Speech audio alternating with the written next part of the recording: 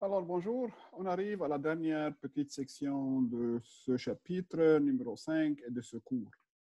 Les applications linéaires ou la transformation linéaire. Normalement, c'est un sujet très important que à partir de deuxième année, vous allez voir il y a des cours et des cours qui sont vraiment dédiés pour ce sujet. Les mathématiciens étudient les applications linéaires trop en détail parce qu'ils ont pas mal d'applications. Mais pour nous, tout ce que ça prend, c'est comprendre la définition et quelques petits exemples. Right? Donc, à l'examen final, vous allez avoir peut-être une question similaire aux exemples qui étaient faits dans Brightspace, pas plus que ça.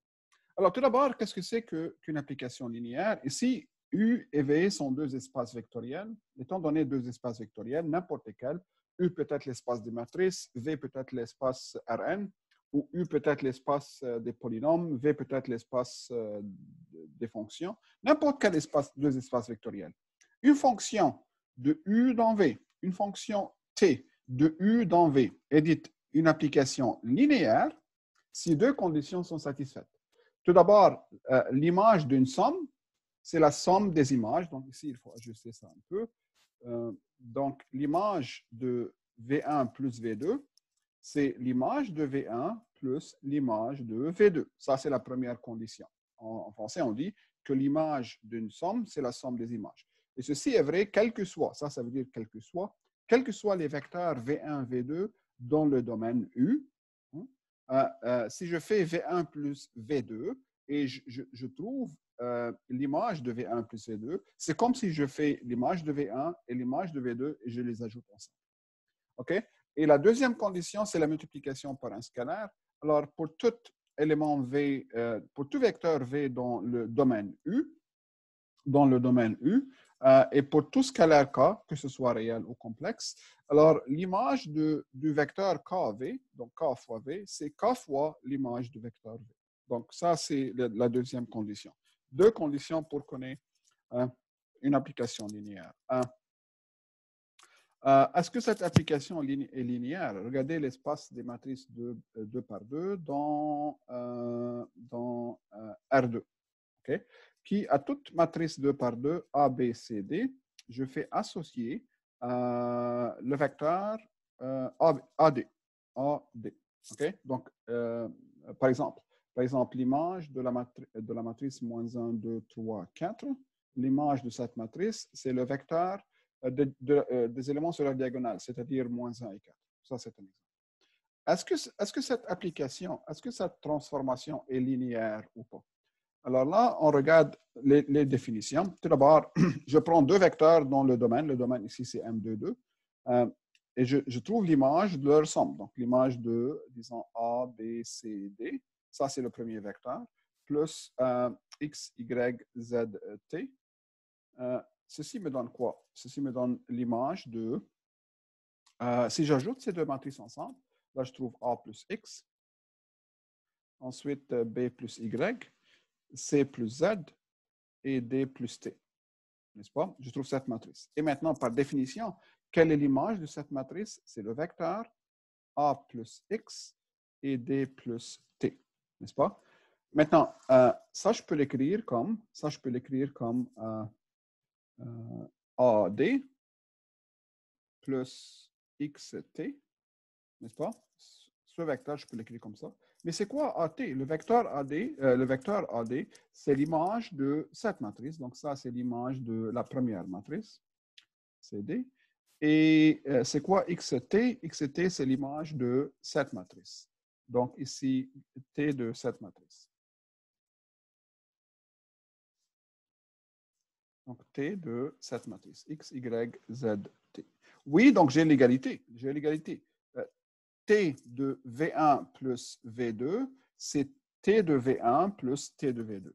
On a montré ça. V1 et V2 ici sont des vecteurs, sont des matrices. Donc, la première condition est satisfaite. La deuxième condition, je prends une matrice A, B, C, D qui appartient au domaine. Le domaine ici, c'est 1, 2, 2. Et je prends un scalaire K. Est-ce que l'image de K fois A, B, C, D est égale à K fois l'image de A, B, C, D? Est-ce que j'ai l'égalité ici? Est-ce que je peux montrer ça? Bon, côté gauche, côté gauche. Alors ça, c'est l'image de K fois ABCD, c'est KA, KB, KC et KD. OK? Et par définition, c'est quoi l'image de cette matrice? C'est le vecteur KA ayant composante KA et KD. C'est juste la définition. Je n'invente pas ici des règles, c'est la définition qui était donnée par, l'exemple. Alors, mais ça, je peux l'écrire comme K fois, je peux faire sortir le K à l'extérieur, AD. Donc, c'est K fois. Mais que représente le vecteur AD? AD, ce n'est autre que l'image de cette matrice, par définition. Donc, ça, c'est l'image de la matrice ABCD. Donc, qu'est-ce que je viens de montrer? L'image de K fois ABCD, c'est K fois l'image de ABCD. Okay? Donc, j'ai cette égalité T de KV égale K fois T de V. Ici, le vecteur V, c'est juste la matrice ABCD, la matrice dans le domaine. Donc, voici un exemple d'une application linéaire. Il y a pas mal d'applications qui ne sont pas linéaires du tout. Right? Qui ne satisfont pas les deux conditions, ou bien qui satisfont une condition sans satisfaire les autres. Regardez les exemples de Brightspace. Là, je donne des exemples des applications qui ne sont pas linéaires.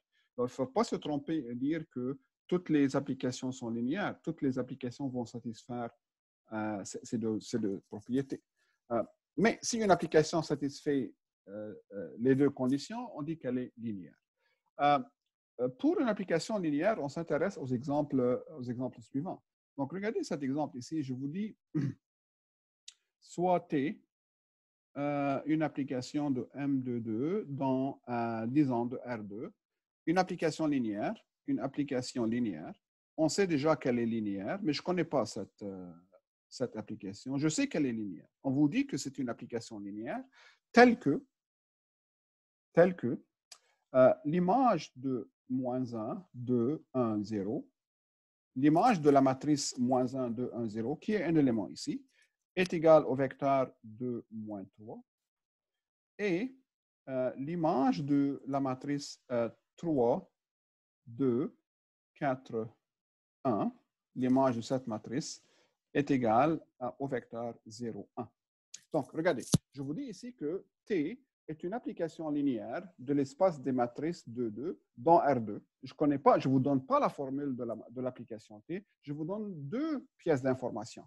La première information, c'est que l'image de cette matrice est donnée comme le vecteur 2, moins 3. Et deuxième condition, ou bien deuxième information, c'est que l'image de cette matrice est égale à 0, 1. À partir de ces deux choses-là, je vous dis, trouvez l'image de la matrice A. Il faut faire attention ici, je dois penser à ça un peu. Donc, l'image de la matrice 1, ici, de 6.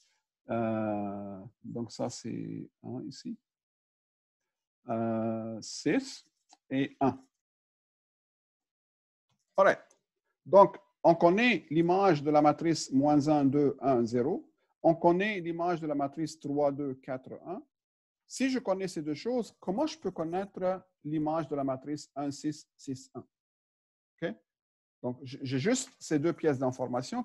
Comment je peux connaître l'image de la matrice 1, 6 et 6, 1? L'idée ici, c'est d'écrire cette matrice comme une combinaison linéaire. Alors, je veux écrire 1, 6, 6, 1 comme une combinaison linéaire, donc alpha fois la première matrice, -1, 2, 1, 0, plus bêta fois 3, 2, 4, 1. Donc, ça, c'est la chose que je veux faire. Si je veux trouver l'image de cette matrice, et je connais l'image de cette matrice et de cette matrice, ce sont des choses connues, je dois écrire cette matrice ici comme une combinaison linéaire de ces deux matrices que je connais les images. Alors, je vais trouver alpha et bêta tout d'abord. Comment je trouve alpha et bêta? On a fait ça déjà. Donc, ici, 1, 6, 6, 1 s'écrit comme, si je fais le calcul à droite, ici, je trouve moins alpha plus 3 bêta. Ensuite, 2 alpha plus 2 bêta. Ensuite, alpha plus 4 bêta et bêta. Pour connaître l'égalité entre ces deux matrices, il faut que les coefficients correspondants soient égaux. Par exemple, il faut que moins alpha plus 3 bêta égale à 1. Il faut que 2 alpha plus 2 bêta soit égal à 6. Il faut que alpha plus 4 bêta soit égal à 6. Et finalement, il faut que bêta soit égal à 1. Le but ici, c'est de trouver alpha et bêta qui satisfont toutes ces équations, pas seulement une partie, toutes les équations. Déjà, on connaît que bêta égale à 1. Remplacer dans la première équation, remplacer bêta ou dans la troisième. Je trouve que alpha égale à quoi? Alpha égale à 6 moins 4 bêta, c'est-à-dire 2. Donc là, je sais que alpha égale à 2, mais j'ai utilisé seulement 2 de ces équations. Est-ce que les autres équations sont satisfaites? Il faut que les 4 équations soient satisfaites, je vous rappelle. Alors, remplacer alpha par 2, bêta par 1 dans la première. Là, je trouve moins 2 plus 3, et ça, c'est égal à 1. La première est satisfaite.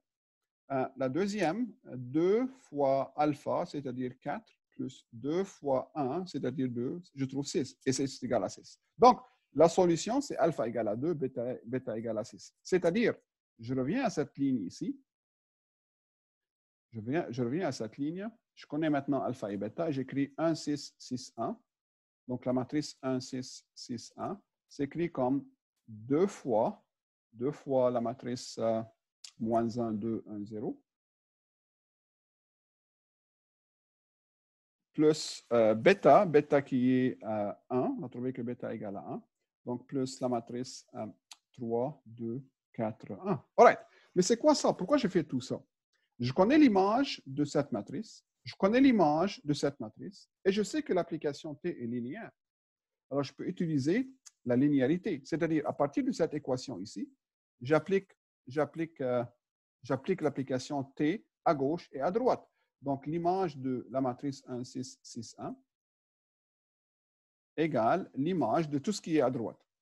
C'est-à-dire 2 fois cette matrice plus 1 fois l'autre. 3, 4, 2, 1. All right? Donc, j'ai appliqué l'application T de deux côtés. Donc, l'image de 1, 6, 6, 1 est égale. Je sais que l'application T est linéaire. Donc, ça veut dire, je peux faire sortir le 2, 2 fois T de moins 1, 2, 1, 0, plus 1 fois l'image de 3, 2, 4, 1. Ici, j'ai utilisé la linéarité, le fait que l'application T est linéaire, linéarité de l'application T. Right? Le fait que l'application T est linéaire me permet d'écrire ça. Donc là, je termine en disant 1, 6, 6, 1 est égal à 2 fois, je connais l'image de cette matrice, ça c'est donné. L'image de cette matrice, si je reviens en haut, l'image de cette matrice, c'est le vecteur 2 moins 3. Donc 2 moins 3. Et plus l'image de cette matrice est aussi donnée. Donc l'image de cette matrice, c'est 0, 1, comme vous voyez ici. Donc c'est 0, 1. Et je remplace alors ici par 0, 1. Et là, je trouve la réponse 4 plus 0, ça fait 4. Moins 6 plus 1, ça fait moins 5. Donc, l'image de la matrice 1, 6, 6, 1 est égale au vecteur 4 moins 6. Je ne savais pas c'est quoi l'application T. Je n'ai pas une formule générale pour la fonction T. Je sais qu'elle est linéaire et je sais que l'image de la matrice A égale à quelque chose. L'image de la matrice B est quelque chose. J'étais capable de trouver l'image de cette matrice. Voici un autre exemple. Donc, T, disons de P2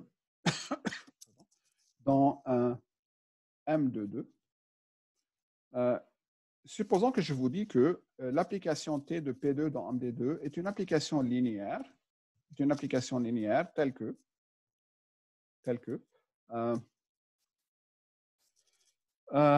disons, l'image du vecteur X. Je vous rappelle que P2 c'est l'ensemble des polynômes, l'espace vectoriel des polynômes de degré 2 ou moins que 2. Right?